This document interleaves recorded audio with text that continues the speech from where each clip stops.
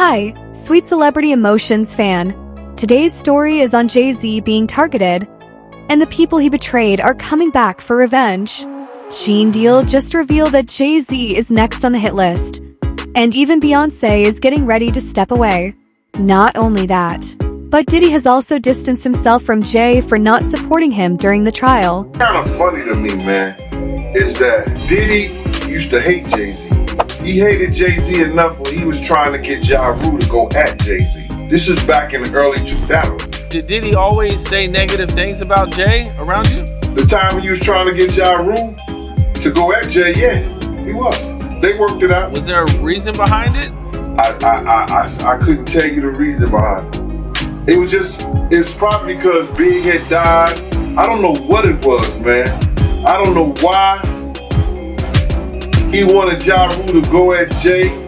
I guess if he kept them beefing or kept them into some bullshit, he could rise up in between both of them. You know what I mean? It definitely was some snake shit. JayZ isn't new to violence, and the only thing different about this situation is that Jay is on the receiving end. Jaguar Wright and Gone Deal have been saying this for years.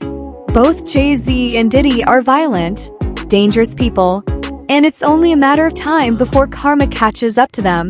Diddy ended up in prison, but for JayZ, the ending might be far worse. Suge Knight, Irv Gotti, and Jay Prince. These four gentlemen got together, gonna put up $30 million apiece. Contemplating doing the first black-owned distribution company. The thing is, they wasn't trying to let us in the door. That's why I don't trust these people. But Suge came up with the idea, it was a brilliant plan. He said, whatever the recording funds, 10% goes to the union. Each time you do a new album, 10%. It was going to be some get down or lay down. Yeah. Shortly after that, the feds raided me. All of us being hit up around the same time. Someone left that meeting talking about our movie. There was JayZ and Puff that went to those Leo corners to let them know what Suge Knight was trying to do. They told Jay, if you help us get rid of Dame, we're going to make you the president of Def Jam. Why don't we stick together and they got to come to us? For some reason, everybody just wants to do everything on their own. They don't understand collective economics.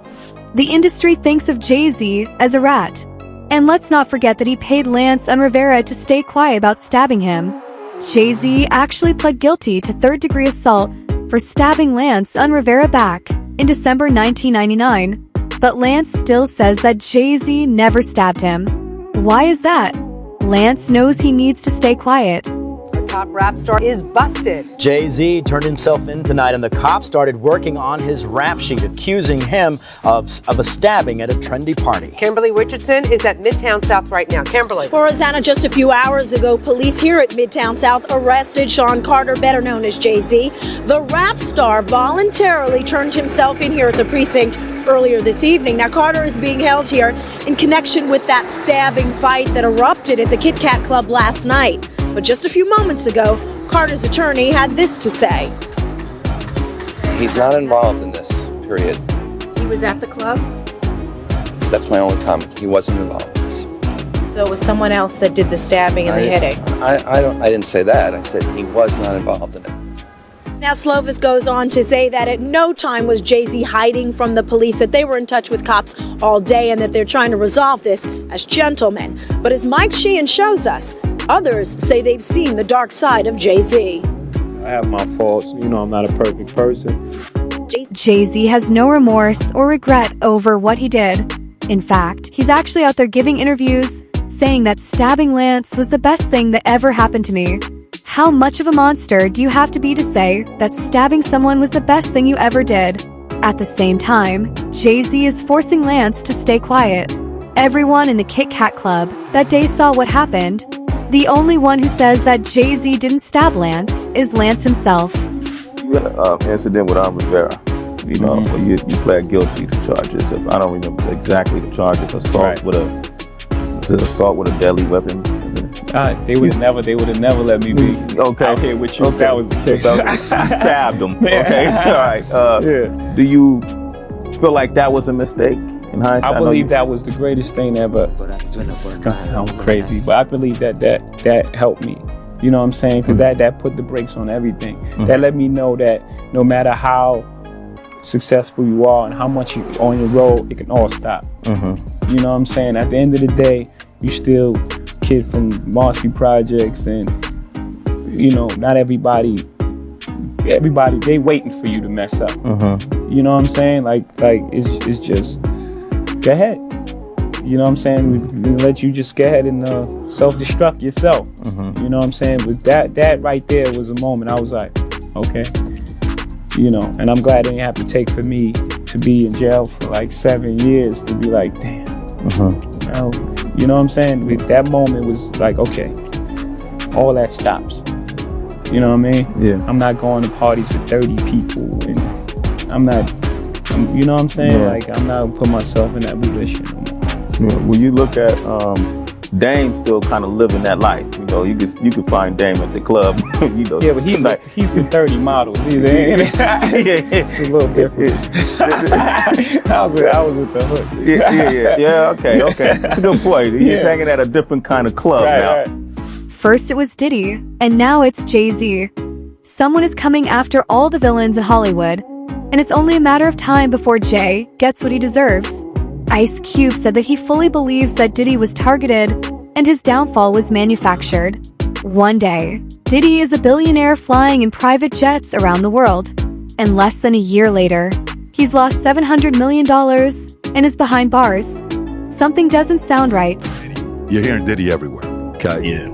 So, did you ever have any kind of run-in with Diddy? Did you ever do anything with Diddy? Any projects you worked on with them? Yeah, he's produced a few records, or had his producers do a few records on my War and Peace album, the Peace Disc. Yeah. How was he to work with? It was cool. You know, he gave us great music. We flew out to New York, and I was mainly in the studio with the producer. You know, he had JayZ might look tough, but he doesn't have what it takes to actually fight back. Back in 1996, at the heart of the East Coast versus West Coast rivalry, JayZ locked himself in his hotel room in Las Vegas for fear of a confrontation with Tupac. Gondil explained that Suge Knight, leader of Death Row Records, had to intervene to calm the situation. He convinced Tupac to leave JayZ alone so he could perform on stage. They was a stable producer, so I was in the studio with his stable of producers, and I think we did some great music. And you know, I really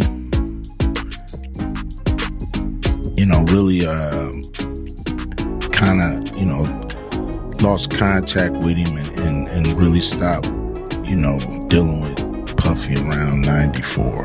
Hopes. Yeah. Any specific reason? Yeah, I mean, they was doing their thing, I was doing mine.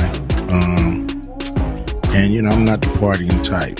You know what I mean? I ain't never been to a Diddy party. I ain't never really wanted to go. But I don't go to a lot of people parties. That just ain't what I'm in it for. JayZ. And one time I wanted to knock his head off, because he was being disrespectful.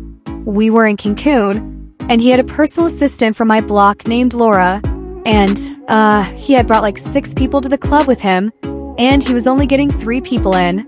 I was running a door at Daddy-O's from Industries Entertainment. They just told me JayZ only gets 3 people in. So I'm at the door. I said, "Yo, Jay, you good?" "And 3 of your others, but the other 3 got to pay." So then he said, "Laurel, handle him."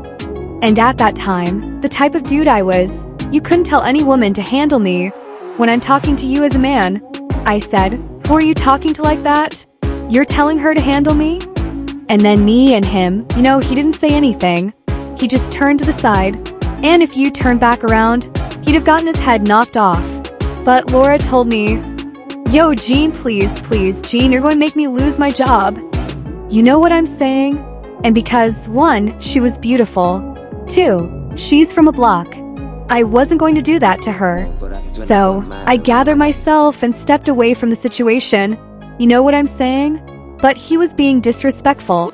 What's the story behind JayZ being afraid to come out his hotel room because of Pac? All right, what happened was that I guess Pac had got whiffed that JayZ was in town. Well, he gonna do a show because JayZ, he doing a show. But you gotta realize JayZ had became an enemy of Pac because I think he had said some was gonna do a song with Big or whatever like that. the whole 9 yards. So Jay is now Pac's enemy too. So Chaz Williams, who was over Black Hands. Black Hands was one of the labels who did that Black Gangsta had every artist in New York on. And Chaz, who is now getting into the music business, has become a music executive, and he was once a former gangster who was on American Gangster BET because they had him down for robbing 161 banks. That's what they put in their program and everything.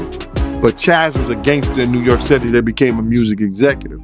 So he gets a phone call saying that Jay is not gonna come out the room because Tupac threatened him. So he's not gonna do his show.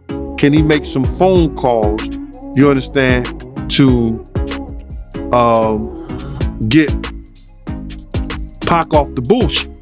So I think he may have talked to Big D, and Big D and Eric B called Suge, and Suge was laughing, saying that wasn't him. Because they tried to make it seem like it was Suge that was doing it, but it was Pac. So I guess Suge called Pac. Pac let him go ahead and do his show and everything like that. But Jay was scared to come out his room. So that story was really true about JayZ being afraid to come out his hotel room. Yeah, come on, man. Yeah, he was scared. Probably still is scared. Even Gene wanted to knock Jay's head off. If Jay was really that dangerous, could Gene really be saying this? JayZ, one time I wanted to knock his head off, because he was being disrespectful. We was in Cancun and he had a personal assistant from my block named Laura. And he had brought like 6 people to the club with him, and he was only supposed to get 3 people in. I was running the door at Daddy-O's from In the Streets Entertainment. They just told me JayZ only get 3 people in. So I'm at the door, I said, yo, Jay, you good, and 3 of your other guys, but the other 3 gotta pay. So then he said, Laura, handle him. And at that time, the type of dude I was, you couldn't tell no woman to handle me when I'm talking to you as a man. I said, who you talking to like that? You telling her to handle me? And then me and him, he didn't say that, he just turned to the side. And if he'd have turned back around, he'd have got his head knocked off. But Laura told me, yo, Gene, please, Gene, you're gonna make me lose my job. You know what I'm saying? And because, one, she was beautiful, 2, she's from our block, I wasn't gonna do that to her. So I gathered myself, stepped away from the situation, you know what I'm saying? But he was being disrespectful. Diddy and Jay were involved in the same crimes, and there are eyewitness testimonies to back this up. Everyone in the streets knew that Diddy and Jay were working together. Gene even said he personally knew some minors who were involved with Jay. Jay never got arrested. However, the industry stayed silent and protected Jay. But just like Diddy, these lies are now being exposed. The truth is coming out, and it's only a matter of time before Jay's empire comes crumbling down.